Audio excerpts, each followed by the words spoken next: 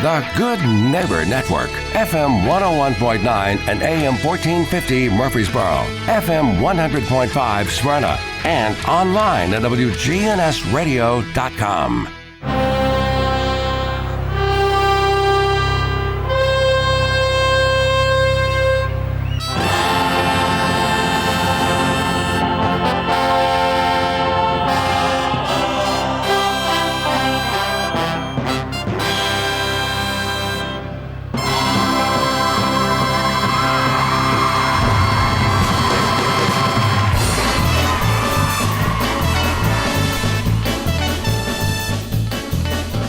What is up? Welcome on the show, giving you the truth about personal finance. This is Financial Coaching Radio, and I'm your host, Jason Qualls, certified financial planner, one of the only independent commission-free financial advisors in Rutherford County. Jason Qualls, CFP.com, JASONQUALLS, CFP.com. If you want to jump in and be a part of the show, click email the show or any of the social media links at financialcoachingradio.com. A topic we have not discussed in quite some time, an overlooked vital part of estate planning, and a very inexpensive problem to solve, and that is liability insurance or umbrella insurance. No one likes to talk about insurance, but this is one of these easy ones. Umbrella insurance usually refers to a policy that kicks in after the liability limits of your auto insurance or your renter's insurance, in some cases, home insurance, liability limits are exhausted. It's over and above that. So if you had $250,000 of liability limits on your auto, but you were in an accident where you were sued for $500,000, that if you had an umbrella policy, it would cover the difference between the capped out limit on your auto in between the lawsuit. The big question would be is how much do you need? And it all depends on net worth. And one of the things that always kind of makes me think is like, well, the more liability insurance you have, the more likely you are to be suable because you actually have something they can go get. But I'd like to look at it, well, if you have $1 million net worth, we need at least $1 million or more of liability insurance. To get the maximum amount of umbrella insurance, you got to typically have $250,000, $500,000, $500,000 of liability limits on your car insurance. Typically somewhere similar to that liability on your homeowner's insurance. They all work together. Because again, this umbrella or liability coverage over and above those limits is where this kicks in. And it's gotten more expensive over the years. We're talking about around $300 per year for about $1 million. And of course, it's going to be different for everyone, different situations. And it's going to cover a lot of vast things. But you're going to get, most people are going to need that have some financial assets. They own their own home. They're investing in retirement plans. They're not crushing it. They're not multimillionaires, but they got stuff going on. They're on track for retirement at age 55, 60, 65. They need an umbrella policy. They need that $1 to $2 million of protection. And and looking at Kiplinger right now, which is a personal finance magazine, they're doing just what I was describing in their umbrella insurance calculator. That you put in your net worth, put in your home equity, put in the value of your retirement plans, and it gives you a calculation. So let's say your net worth is $250,000, home equity, which depends on where you live and when you bought your house, could be significant. We'll just say $100,000. Maybe you got another $250,000 in retirement plans. You have a limit on your current coverage, let's say $250,000. Just what I was describing, right? And it tells us what we need for umbrella coverage. Well, in that scenario, maybe it's not enough. We need more. But millions about the starting mark. I don't know if you can even get umbrella insurance, less than $1 million. Your insurance agents could weigh in on this on social media.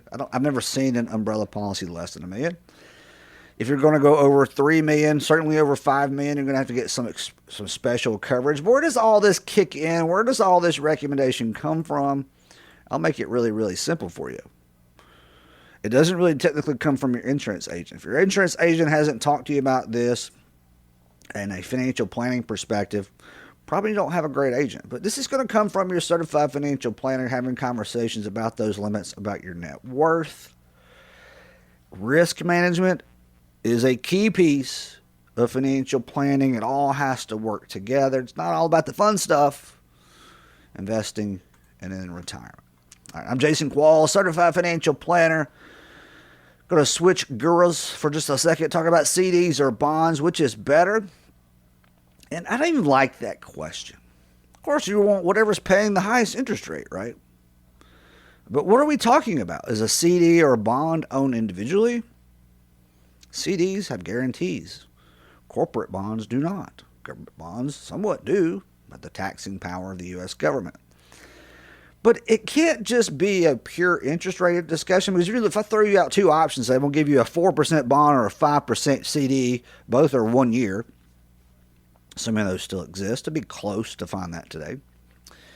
You're going to say, well, I'll take the 5%, of course. Why wouldn't I? Well, we got to look at the tax perspective. Is it going into an IRA, you're going to own it individually? Because if it's going into an IRA, it's in a tax-deferred account, and taxable interest doesn't matter. But if we're looking at a taxable account, looking at a CD that has taxable interest versus maybe a tax-free municipal bond, we got to compare the tax equivalent yield of that. So if you got a 4.5% tax-free bond, typically that's going to be worth more than a 5% CD in the taxable world. So that's why the question that's posed, which is better, is kind of a loaded question, right? And this is what the purpose of financial articles is. Get us to read, get us to click, get us to learn, get us to think about these things.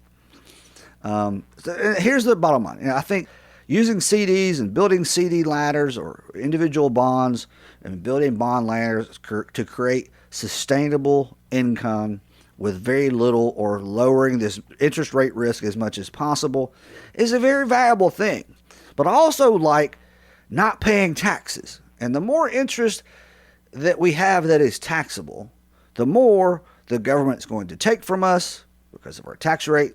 But the more we have that is tax-free through municipal bond interest, those things have to be a concern in this arena. And in some circles, circle would not be the right terminology, but in certain facets, you look at the rate of return of municipal bonds, they've done significantly better in some cases than just your typical fixed rate assets like CDs. Even today, it's kind of one of those things like what is going on? We have money market accounts these days paying 4.5%. And that's money that you can get into anytime, anywhere. That's really, in today's environment, depends on when you may be listening to this show on a podcast in the future, that's just where we're at right now. I don't see a whole lot of advantage to locking money up into CDs or even corporate bonds or government bonds in that sense, because money market rates are so significantly high. Now, would that be the case 6 months from now? Would that be the case, a year from now? Who knows? But that is certainly where it stands today.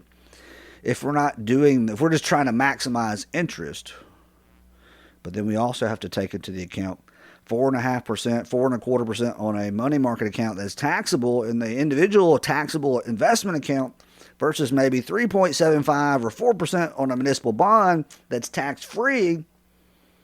Got to know those things. Got to have that discussion. Asset location is just as important as asset allocation. If you don't know what I'm talking about there, make sure you get a second opinion on your investments, your financial plan, your financial life from an independent, fee-only, certified financial planner, Jason Qualls, CFP.com for more. All right, I'm back at you after this. John Baker, estate planning attorney, will be joining in. We'll discuss that and more. See you then.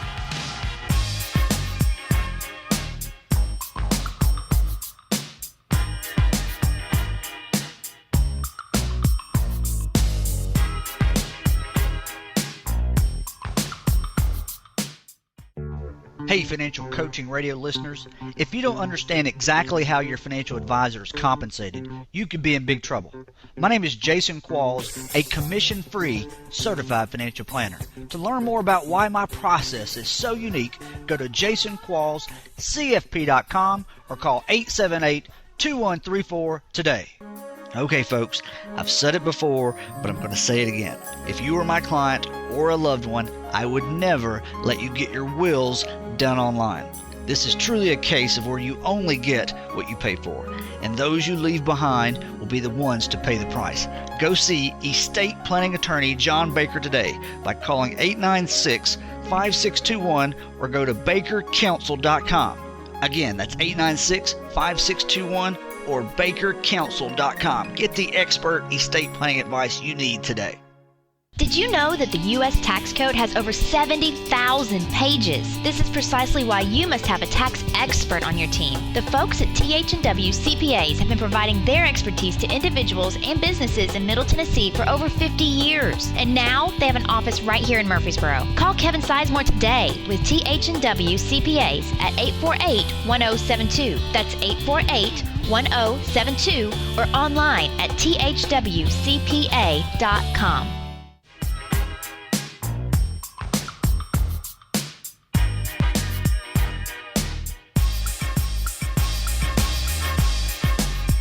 Welcome back to the show. This is Financial Coaching Radio, financialcoachingradio.com to listen to the show anytime, anywhere. I'm Jason Qualls, certified financial planner, talking estate planning and much, much more with John Baker, estate planning attorney. Welcome back to the show, John. Well, thanks, Jason. Always great to be here. All right, so let me ask you a question. A lot of people, as they get up in age, want to add their children to their bank accounts, financial accounts. And I guess it's an estate planning tactic, right? That's right. Or maybe even open an account for your child and your name's on there. What are some of the pitfalls that you can run into by doing that? Is that something that is suggested, or is it depends on what your circumstances are? Yeah, obviously the advantage is just the ease and convenience. There's no legal documents. You just go to the bank and update your account. But there are some risks and pitfalls. If you put someone on the account, as a joint account holder, and then that person has some sort of legal liability, that could expose your funds that are in the account. Of course, the person on the account has full access to the account just as you would. And is there any restrictions there, or is it just? Not really. There. So say mom, she's up in age, she has on a bank account, checking account, or savings account, or whatever, and she just adds you to the account. You have full authority on that account. That's right. You could take the money out. Now that doesn't mean Mama couldn't sue you, okay? But the bank's not in trouble. She's on the account, so the bank is probably fine. But and then that leaves Mama having to sue, whoever, her son or daughter that was on the account. But I think the concern that I'm, most cases I'm dealing with, we have good children, good families, and they're probably not going to do that sort of thing. But the concern for me is not that they would do something, to commit some kind of, fraud or they don't scheme. Steal their parents. Right. They're putting them on there because we'll presume we have some good children here that are just trying to help mom or dad, and it can be a very helpful thing, and it's very common to do. But I suggest doing it with smaller accounts, like their operating account, where mom or dad's pension is going in, or their Social Security, and where they're paying their bills. And then don't keep a lot of money in that account. It's an operating account. Keep enough to operate and pay your monthly bills. And that way, if you need help, your child's on the account. For your larger accounts that are more your savings and your investments, I don't recommend joint accounts because of those risks. There are better ways to do that. And is it a gift when you do that, when you add someone to your account? Not at that moment. It's not a gift until they take money out, for themselves. So just for themselves. Right. Yeah, I had a whole lawsuit on that one time. So went up to the Court of Appeals, if you can believe that. Well, I'm really surprised because there's a lot of things that IRS calls a gift. That's right. I would think that would be one of them. Because it's not complete. You're on the account, but you haven't taken dominion and control of the funds. You don't do that till you pull them out. And then the gift has occurred. Or the, taking, whatever. Your elderly parent adds you to their bank account or other accounts, and then you were to get sued, get in a car accident or whatever, go through a divorce, those assets are exposed. Is that what you're saying? That's right. And a lot of times the way I'll describe it, I may tell mom or dad, now it was your money in the account, and you may be able to hire a lawyer and go spend thousands of dollars and protect the funds that were in there. But we don't want to do that, and you might lose too. So It's best not to use, in my opinion, large accounts like your investments and your savings joint like that. There are better ways to do it.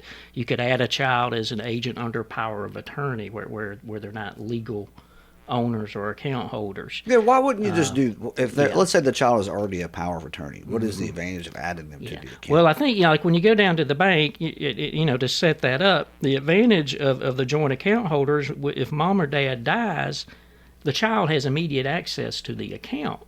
Whereas if it's a power of attorney account, the probate would come in. It ends. And so, of course, you could do a pay-on-death designation on a lot of accounts to avoid that as well. So there are a lot of ways to avoid that. You can use a trust to avoid that, trustee relations. So there's a lot of ways to avoid that when you're talking about So if it's just about your passing funds. the asset down at death, payable on death, transfer on death would be a way to, you don't have to add them to the account. That's right. And now, not some bank accounts don't have that feature, but a lot do now. I see a lot of people come in even with their regular bank accounts. And when you're doing it with a bank account, are you changing the account title? Is it going from a single individual account to a joint account? Yeah, basically, yes. Just like you would do in the investment world. Yes, yeah, it'd be very similar.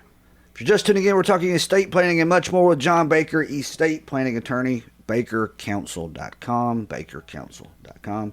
What about minors? You're a parent, you're opening an account for your child. I don't even know the rules and regulations. They have to be a certain age before they can have an account in their name. I would assume it'd be 16, but I'm not sure. Do they have to be adults? Yeah, so the just for my own children when they were under 18, in high school, and they want a bank account, and it was pretty easy to set up, and on that account, at least when we did it, the parent is on the account as well. And and it may be set up, I'm not sure, and I'm talking about like a checking account, so the child can have a debit card and can buy things and pay for gas, things. buy food. That's right. And so we were actually on that account with the child, but I'm not sure what the structure of that was. Now there are what we call the custodial accounts, which that's a whole different deal. Yeah. And that's where let's say the parent or some other responsible adult is the holder of the account, but the funds in it actually belong to the child, but the child doesn't have the ability to pull money out themselves and use it like it would a bank account. Now, I can't imagine. Maybe it's so that those ones for children are custodial accounts, but I don't know if they would be, right? Yeah, because unlike in my children, I'm not sure what the structure is on that, but we had equal access. My son could use a card, I could use a card, and maybe they're doing it. They structure it where they're doing it under the authority of the parent, and the child is somehow able to do that. But any legal ramifications there as it relates? We're talking about elderly parents putting their adult children on their accounts for estate planning tactics and strategies. Right. What about as a liability risk when you're doing it for a minor? Yeah, I suppose you could have similar types of concerns. However, probably in that minor account, there's probably not going to be a lot of money. And if the child is starting to accumulate money, then they probably need to do something a little more substance to it other than just an easy high school student account. I think they call them student accounts, but you could, if it is a joint account arrangement, you could have the same issues there, but again, most of the time the money in there is not going to be of a large amount. In the estate planning world, for lowering inheritance taxes or making or custodial account, I guess tax shifting is really what the main objective of a custodial account would be. Are those still things that are being commonly used? I don't use them as much because most of the time when parents are wanting to accumulate money for their child, if they're working, they're thinking Roth IRA. If they're not working, they're thinking college savings or 529 plans. But back in the day, 10, 15 years ago, custodial accounts were just kind of the thing. Yeah, I tell you where I typically will see it sometimes is where the minor has inherited some monies from, let's say, grandmother gave the child $5,000, and the court, and it's in a probate, and the court has discretion to authorize a custodial account. And so in that situation, the court there might be an order that says the child's funds shall be placed in a custodial account. But you're right. I don't think I see it as much either when it's just the parent wanting to set up some sort of fund for the child while everybody's alive and well. And the hitch up to those is that what I guess at 21 it becomes their money. That's right. Yeah, I think It's an investment account or just a bank account. Right. You have your total control goes away when they I guess age of majority. Right. So the and like you said, I think the investment type accounts like a 529, a Roth, IRA or some other probably more financially attractive type of account than the custodial. If you're just tuning in, we're talking estate planning. I'm Jason Qualls, certified financial planner. In the studio is John Baker, estate planning attorney. Make sure you stick around. There's more right after this. I got something to say. She got an alligator back, top hat to match. Dressed in black on black. She got a Filipino. Do you have a financial plan? I'm not talking about a worthless binder full of pretty charts and graphs. Are you certain you're on track to reach all your financial goals? A comprehensive financial plan is about so much more than just your IRA and mutual funds. It involves risk management, tax planning, professional investment management, retirement, and estate planning. Make sure your entire financial life is in order by calling me, Jason Qualls, a commission-free certified financial planner, at 878-2134, or go to my website, jasonquallscfp.com. Buying a house is stressful, and so is shopping for a mortgage. Take my advice and get a second opinion on the mortgage for your new home or your refinance. Not all banks and mortgage companies are created equal. Trust me on this. Call my friend Marshall Sparkman with Franklin Synergy Bank at 615-439-0885. Great team, great process, and the best rates. Marshall Sparkman with Franklin Synergy Bank at 615-439-0885. Yeah, she discovered it's gotta be a sexual thing. Now all around the world, our girls will be girls. Welcome back to the show. This is Financial Coaching Radio. I'm Jason Qualls, certified financial planner. Jason Qualls, CFP.com for all about me. John Baker, estate planning attorney, is still here. John, let's continue on talking about children and estate planning. We've referenced it many times that when your child becomes 18, getting powers of attorney.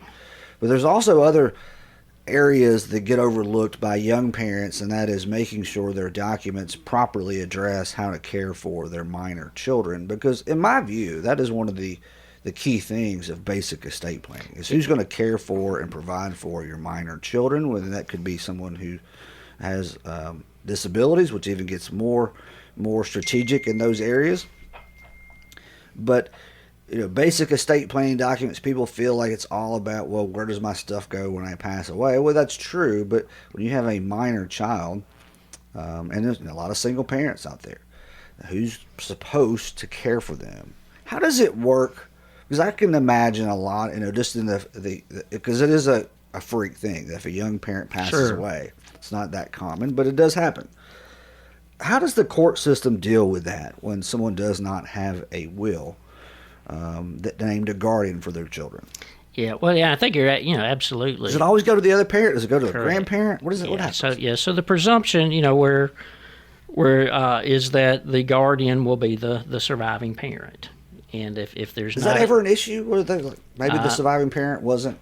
Yeah, if they're not involved fit very much. Yeah, if they're not fit to be that, but that surviving parent is going to certainly have priority and rights to parent the child, unless they're proven, in court to be unfit to do so. And who makes those claims? And so the grandparents, other relatives that maybe want to custody? care for the child. And then, of course, it gets in front of the court, and the judge ultimately decides the issue. And I could see that going a lot of different ways. Yeah, that's a horrible situation to find yourself in if that happens. Is that an estate planning matter, or is it more of a family court? Well, I tell you, it's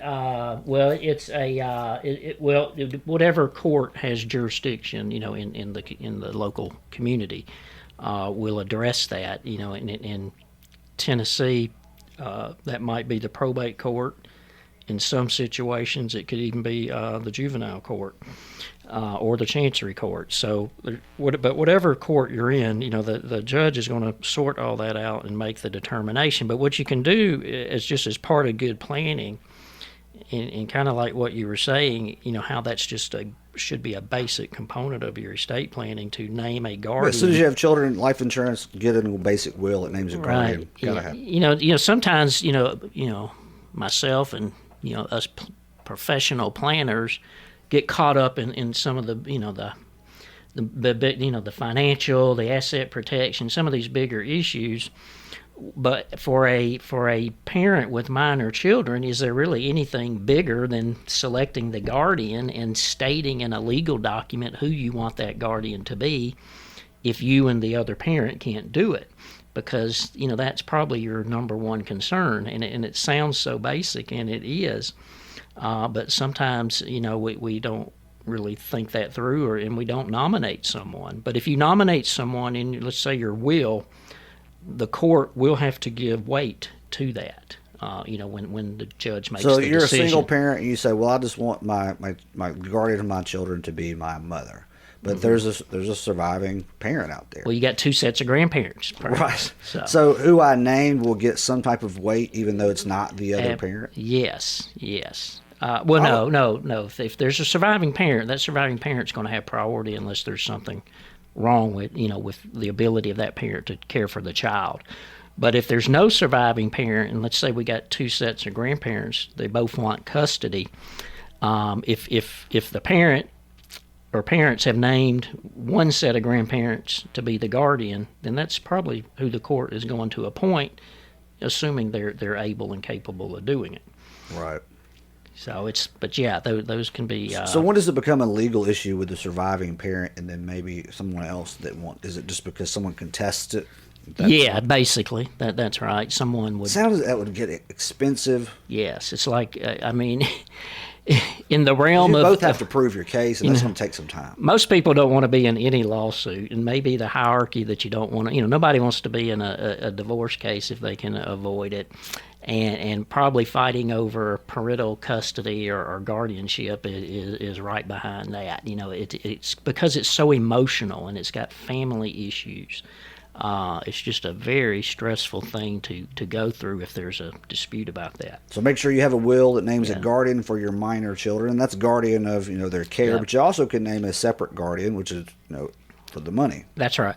And if you're a trust or just straight up guardianship. And if it's a guardianship, you nominate the person in your will, and then the court gives preference to that person, and ultimately the court appoints the person, but the court will give preference to who you've nominated in your legal document. Where did this? I don't ask you a law history question. If you may know this or not. Where did all this come into play? We have these legal documents that are wills, powers of attorney, and then as soon as something happens, especially at death, the court steps in and kind of validates this. When did that start happening as part of the process? Do you know? Has it always been that way, or did it, when they originally were created, whatever the document said is kind of what the state? Yeah. Well, I think let's say in the case of a will, and it's always been the case that. To give that will legal effect, it must go through the probate court. And that court then has jurisdiction over the issues that are pertinent to that will. And one of those issues could be appointing the guardian of the minor child. So that has been around, forever. And it's so it's nothing new. It's always been like that. And that's just basically what is going to happen if there's not a surviving parent. Now, if there's a surviving parent, the parent will, and let's assume the parent is fit and there's no issues there, the parent will have physical custody and make all those types of decisions for the child, education, health, and all of those things. But if the child also is getting money, let's say from a deceased parent, even the surviving parent cannot control that money without the court guardianship, unless it was in a trust or some other So of course, we have to format. name that. So it's not unusual to have a surviving parent have to go get a guardianship over the money that the child is inheriting from the deceased parent until that child's 18. So all stuff you got to make sure you plan for. Reach out to John Baker, estate planning attorney, bakercounsel.com, bakercounsel.com. John, I appreciate your time. all right, always great to be here, Jason. Thanks. This is Financial Coaching Radio. Keep it locked in for more local talk and always Financial Coaching Radio every day, every weekday, right here on WGNS. Back right after this.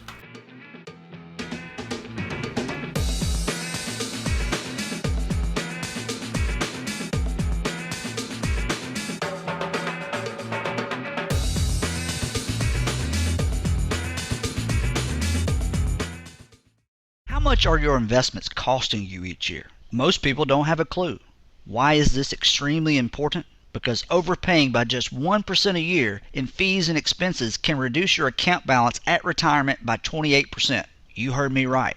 28% less at retirement. I'm commission-free, certified financial planner Jason Qualls. I don't sell financial products. I don't accept commissions or kickbacks from investment companies. Give me a call today for a free unbiased investment review at 878-2134 or visit my website, jasonquallscfp.com. A recent undercover study found that over 89% of paid tax preparers made mistakes.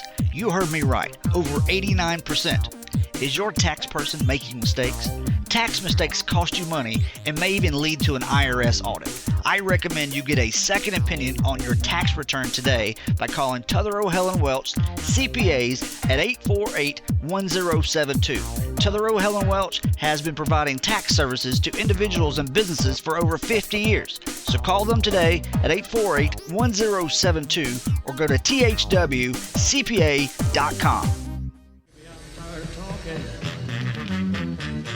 Grab your coat and let's start walking. Come on, come on. Come on, come on. Come on, come on. Come on, come on. Come on, come on. Come on, come on. Don't procrastinate, don't articulate, girls get ready, just separate